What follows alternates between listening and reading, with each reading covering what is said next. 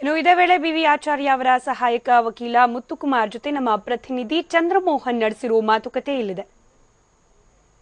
Supreme ಕೋರ್ಟ್ನ justice Pinaki ಚಂದ್ರ ಘೋಷ್ ಮತ್ತು justice Amitav Roy ಅವರ ಪೀಠ ಇವತ್ತು ಶಶಿಕಲಾ ಅವರು ಅಕ್ರಮ ಆಸ್ತಿ ಗಳಿಕೆ ಪ್ರಕರಣದಲ್ಲಿ ಅಪರಾಧಿ ಎನ್ನುವ ತೀರ್ಪನ್ನು ನೀಡಿದೆ. ಜೊತೆಗೆ ಸುಧಾಕರನ್ ಇಳವರ್ಸಿ ಕೂಡ ಅಪರಾಧಿಗಳು. ಬೆಂಗಳೂರಿನ ವಿಶೇಷ ನ್ಯಾಯಾಲಯ ನೀಡಿದಂತಹ ತೀರ್ಪನ್ನ ಎತ್ತಿ ಹಿಡಿತಾ ಇದ್ದೇವೆ. ಹೈಕೋರ್ಟ್ ನೀಡಿದ ತೀರ್ಪನ್ನ ರದ್ದುಪಡಿಸ್ತಾ ಇದ್ದೇವೆ ಅಂತ ಹೇಳಿ ಸುಪ್ರೀಂ ಕೋರ್ಟ್ ಇವತ್ತು ತಮ್ಮ ತೀರ್ಪಿನಲ್ಲಿ ತಿಳಿಸಿದೆ. ಸುಪ್ರೀಂ ಕೋರ್ಟ್ ಇವತ್ತು ನೀಡಿರುವಂತಹ ತೀರ್ಪಿನ ಬಗ್ಗೆ ಮಾತಾಡಲಿಕ್ಕೆ ಸುಪ್ರೀಂ ಕೋರ್ಟ್ನ ವಕೀಲರಾದಂತಹ ಮುತ್ತುಕುಮಾರ್ ಅವರು ಇದ್ದಾರೆ.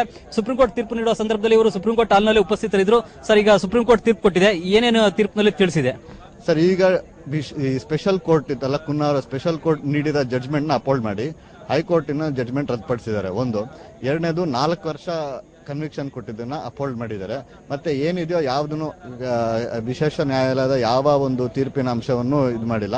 ಒಂದು ವದಂತಿಗಳಿತ್ತು, ಏನು ಅಂದ್ರೆ ಸ್ಪ್ಲಿಟ್ ಜಡ್ಜ್ಮೆಂಟ್ ಇರ್ತಾರೆ, ಮತ್ತೆ ಈ ಸೆಂಟೆನ್ಸ್ ಬಗ್ಗೆ ಅಂದ್ರೆ ಎಷ್ಟು ವರ್ಷ ಅವರು ಶಿಕ್ಷೆ ಅನುಭವಿಸಬೇಕು ಅನ್ನೋದನ್ನ ಅದರಲ್ಲಿ ಒಂದು ಡಿಫರೆನ್ಸ್ ಇರುತ್ತೆ ಅಂತ. ಆದ್ರೆ ಇದು ಯಾವುದು ನಡೆದಿಲ್ಲ ಇವತ್ತು. ಒಂದು ಇಬ್ಬರು ಸಹಮತದ ಜಡ್ಜ್ಮೆಂಟ್ ಮತ್ತು ಒಳ್ಳೆಯ ತೀರ್ಪು ಕೂಡ.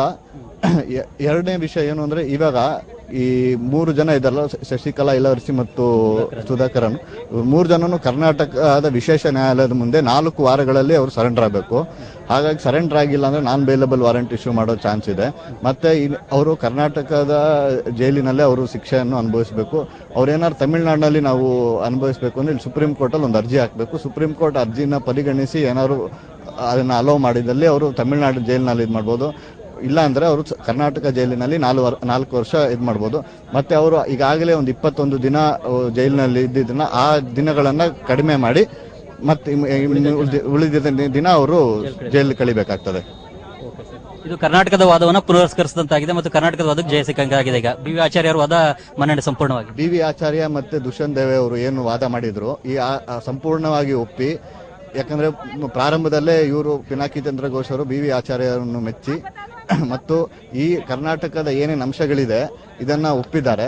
ಹಾಗಾಗಿ ಅವ್ರು ಹೇಳಿದಂತ ನೀವೇನು ಅಂದ್ರೆ 8% ಏನು ಕರ್ನಾಟಕ ಹೈಕೋರ್ಟ್ ತಗೊಂಡಿತ್ತು ನೀವು ಅಲೋ ಮಾಡಬಹುದು ಅಂತ ಹೇಳಿ, ಅದು ತಪ್ಪು ಅಂತ ಹೇಳಿ, ಮತ್ತೆ ಎಷ್ಟು ವ್ಯಾಲ್ಯೂಯೇಷನ್ ಇತ್ತು ಅದನ್ನ ಅದು ವಿಶೇಷ ನ್ಯಾಯಾಲಯ ಎಷ್ಟು ವ್ಯಾಲ್ಯೂಯೇಷನ್ ಇತ್ತು ಅದನ್ನ ಸರಿ ಅಂತ ಒಪ್ಪಿ ಈಗ ಇವ್ರನ್ನ ಶಿಕ್ಷೆಗೊಳಪಡಿಸಿದ್ದಾರೆ. ಆದ್ರೆ ಈ ತೀರ್ಪಿನಲ್ಲೂ ಏನು ಒಂದು ವಿಷಯ ಅಂದ್ರೆ, 21 ವರ್ಷ ಸುಮಾರು 21 ವರ್ಷ ತಗೊಂಡಿದೆ.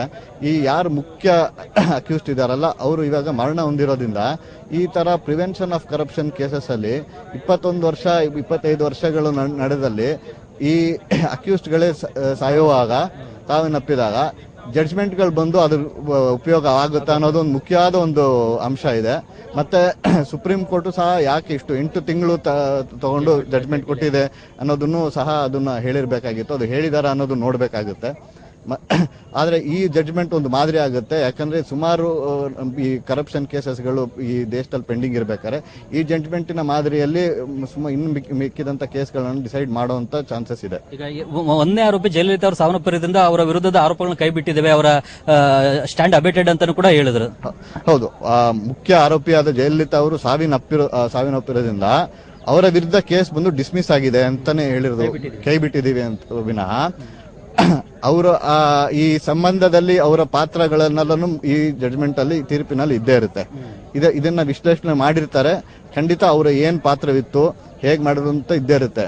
ಆದ್ರೆ ಅವ್ರು ಇಲ್ದೇ ಇರೋ ಕಾರಣದಿಂದ ಈ ತೀರ್ಪು ಅವ್ರ ಮೇಲೆ ಯಾವಂತ ಒಂದು ಹೊರಿಸ್ಲಿಕ್ಕೆ ಆಗಲ್ಲ. ಅದಕ್ಕೆ ಅದನ್ನ ನಾವು ಡಿಸ್ಮಿಸ್ ಮಾಡ್ತೀವಿ ಅಂತ ಹೇಳಿದ್ದಾರೆ ವಿನಃ ಅವರ ಬಗ್ಗೆ ಕೂಡ ಈ ಜಡ್ಜ್ಮೆಂಟ್ ಅಲ್ಲಿ ವಿಶ್ಲೇಷಣೆಗಳು ಇರುತ್ತೆ, ಇರ್ಲೇಬೇಕು. ಯಾಕಂದ್ರೆ ಅವರೇ ಮುಖ್ಯ ಆರೋಪಿ ಇದರಲ್ಲಿ. ಅವ್ರನ್ನ ಕನ್ವಿಕ್ಟ್ ಮಾಡದೇನೆ 2, 3, 4ನೇ ಆರೋಪಿನ ಕನ್ವಿಕ್ಟ್ ಮಾಡ್ಲಿಕ್ಕೂ ಆಗಲ್ಲ. ಆದ್ರೆ ಇನ್ನೊಂದು ಈ ತೀರ್ಪಿನಲ್ಲಿ ಇನ್ನೊಂದು ಗಮನಿಸಬೇಕಾಗಿರುವಂತ ವಿಷಯ ಏನು ಅಂದ್ರೆ, ಈ ಪ್ರಿವೆನ್ಷನ್ ಆಫ್ ಕರಪ್ಷನ್ ಆಕ್ಟ್ ಅಲ್ಲಿ ಪಬ್ಲಿಕ್ ಸರ್ವೆಂಟ್ ನ ಮಾತ್ರ ಕನ್ವಿಕ್ಟ್ ಮಾಡಕ್ಕಾಗುತ್ತೆ.